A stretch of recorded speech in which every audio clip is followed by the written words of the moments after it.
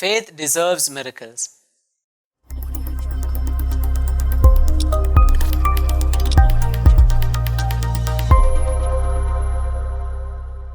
Dear brothers and sisters, in today's Gospel passage, we read of the encounter between Jesus and the two blind men whom Jesus healed. At first, Jesus asked them if they believed that he could heal them, and then, when they affirmed their faith in him, Jesus healed them, saying, "Your faith deserves it, so let this be done for you."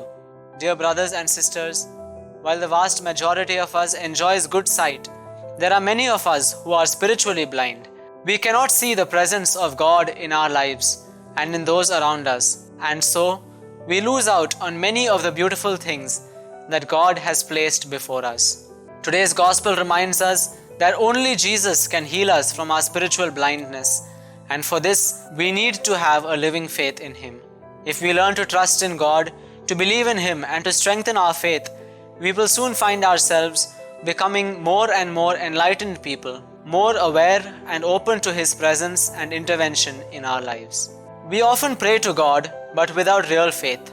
Prayer founded on strong faith can bring miracles into our lives, as today's Gospel shows us. In fact, such faith deserves miracles.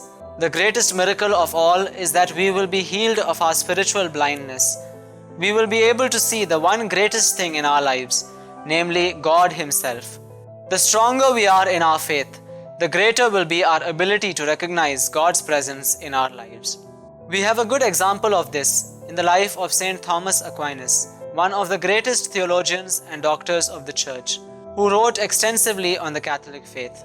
Towards the end of his life, while he was celebrating Mass, he had an unusually long ecstasy, after which he abandoned his theological writings. When asked for a reason, he replied, "All that I have written seems like straw to me." Indeed, God had rewarded his faith by giving him a supernatural experience of himself, in comparison with which all his writings, brilliant though they were, all seemed like mere straw. In today's psalm, we read, "I am sure I shall see the Lord's goodness." As we prepare for the coming of Christ, let us ask the Lord to increase our faith, so that we may be healed from our spiritual blindness, and so be able to recognize Him when He comes.